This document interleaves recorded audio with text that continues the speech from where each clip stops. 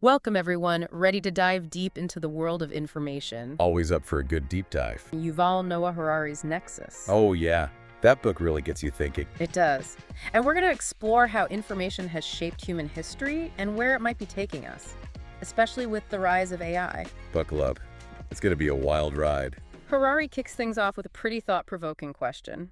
Let's hear it. He asks, if we sapiens are so wise, why are we so self-destructive?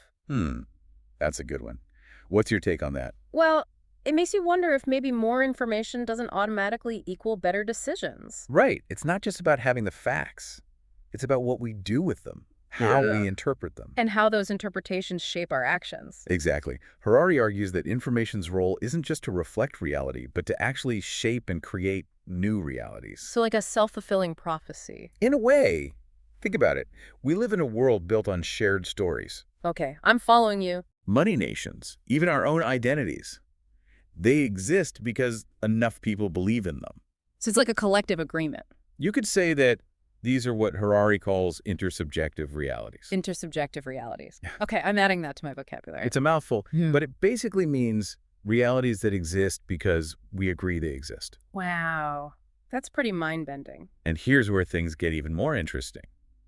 Harari uses the example of the witch hunts in early modern Europe. The witch hunts, how does that fit in? Well, the printing press had just been invented, and information was spreading like wildfire. So more access to information. Right. But it also fueled this wave of paranoia and persecution based on this completely false narrative about witches. So more information didn't lead to more truth in that case. It actually amplified a harmful story. That's a bit unsettling. Makes you think about the information we consume today. It's sure. We're constantly bombarded with information from all sides. Are we just participating in different versions of the witch hunts, driven by narratives that may not be entirely true? It's a question worth asking ourselves.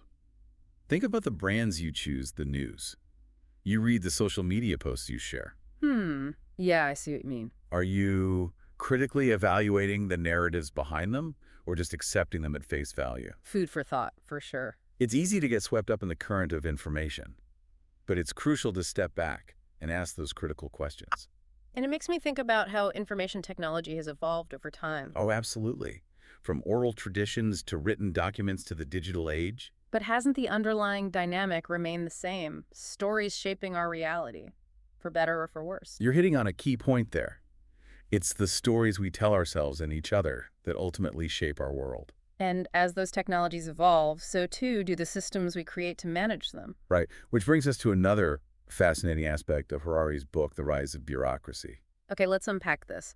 I'll admit the word bureaucracy doesn't exactly inspire excitement. Maybe not the most thrilling topic, but it's a crucial part of the information story. Why is that? Because bureaucracy, for all its flaws, represents a fundamental shift in how we organize and control information. Okay, I can see how that would be important. Think about ancient Sumerian cities, meticulously documenting everything, from grain harvests to legal codes. Wow, it's that Or the Roman Empire's intricate network of roads and record-keeping. These systems allowed for unprecedented levels of coordination and control. It's amazing to think about how these ancient civilizations were already grappling with the challenges of information management. They were pioneers in a way, laying the groundwork for the complex systems we have today. But systems can be used for good or for ill, right? Absolutely. And that's what makes Harari's next point so powerful. What's that? He connects this idea of bureaucracy to a very personal story.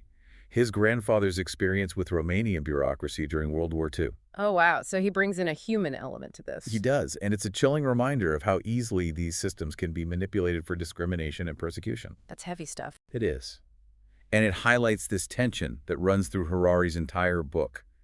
The tension between order and truth. Okay, explain that a bit more. Well, bureaucracy, with its emphasis on rules and procedures, can sometimes obscure the truth or be used to silence dissenting voices. So the pursuit of order can come at the expense of truth. It can. And that's a danger we need to be aware of, especially as we move further into the digital age. So how does this tension between order and truth play out in a world where we're dealing with algorithms and AI? That's the million-dollar question, Yeah. and it's something we'll definitely be exploring further in this deep dive. Can't wait. Stay tuned. It's going to get really interesting. That's a perfect bridge to the next part of the journey. How's democracy faring in this digital age? Yeah. We've come a long way from clay tablets and scrolls. Now it's data centers and algorithms calling the shots. But the question is, have we actually escaped those old problems? You know, misinformation and control of information. If Harari's on the case, I'm guessing it's not a simple answer. You're right on the money. He says that democracies need information networks that are decentralized. Decentralized. Meaning what exactly? Think of a free press, independent courts, open debate. All these checks and balances that stop one single entity from controlling the narrative. Makes sense in theory, but do those mechanisms still hold up in the digital age? We've got a handful of tech giants with so much power. You've hit on a crucial point. The playing field's definitely shifted. And Harari's concerned about these very mechanisms that make a democracy work. You mean they're under threat? Exactly. From those powerful tech companies and even from some authoritarian governments, he actually makes this really interesting distinction between human rights and civil rights. I'm all ears because I tend to lump those together. They're definitely connected, but not the same. Human rights, those are the basic ones everyone has no matter what. Like the right to live, be free, be safe. Exactly. They're universal and you can't take them away, no matter what. So it's like a safety net for every human being. You got it. Now, civil rights, those are a bit different. They protect you from governments, organizations, and even individuals. So they make sure you can participate in society without being discriminated against or oppressed. Right on. You have a voice and you can use it. So human rights are about protecting you from the system itself, while civil rights let you shape that system. I like that way of putting it. It's clear and to the point.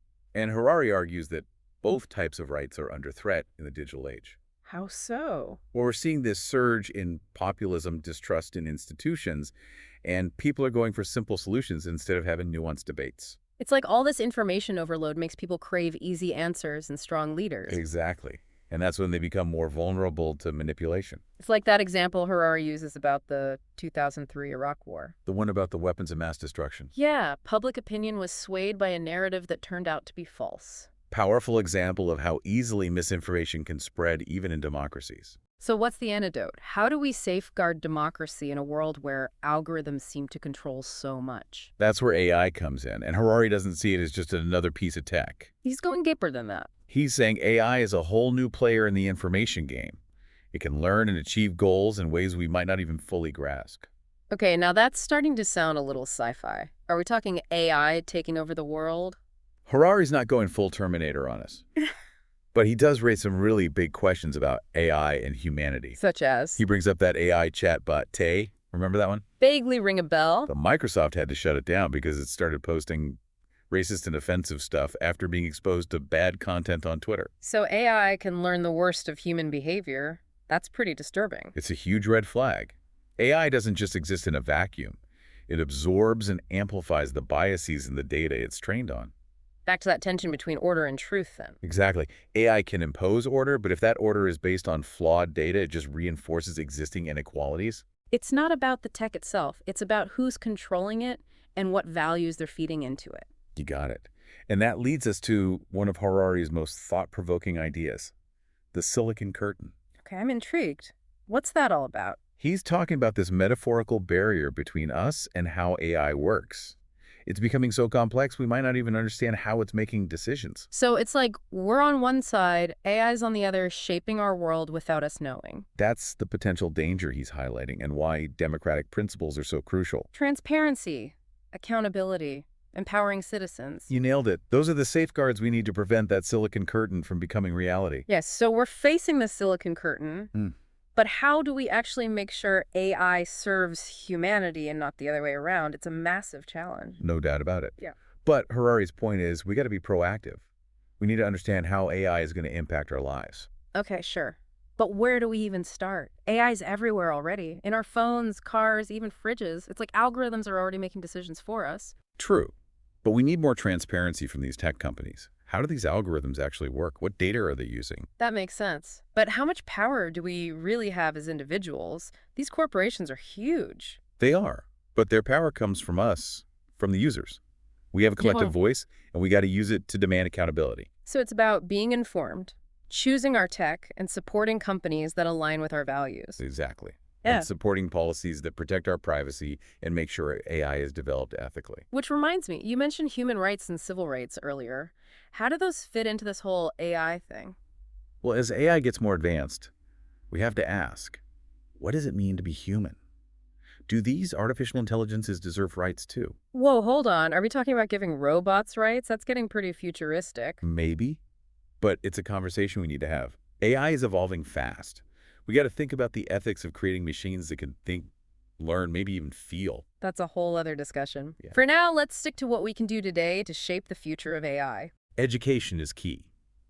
Harari really stresses that. We got to teach ourselves and future generations how to think critically in this crazy information landscape. So it's not just understanding how AI works, it's understanding how it impacts society and our own lives. Exactly. We need to be aware of how algorithms shape our views, our actions, even our feelings. Yeah. We got to separate fact from fiction, recognize biases, and question the narratives we're being fed. So it's a call to action. Be more critical, more aware, more involved in how we use and create information. Exactly. And it's a collective effort. We got to talk openly and honestly about the ethics of AI, push for regulations that protect us, and make sure this technology is a force for good. This whole deep dive has really opened my eyes to the power of information and the responsibility we have. I'm curious, what stood out to you most from Harari's book?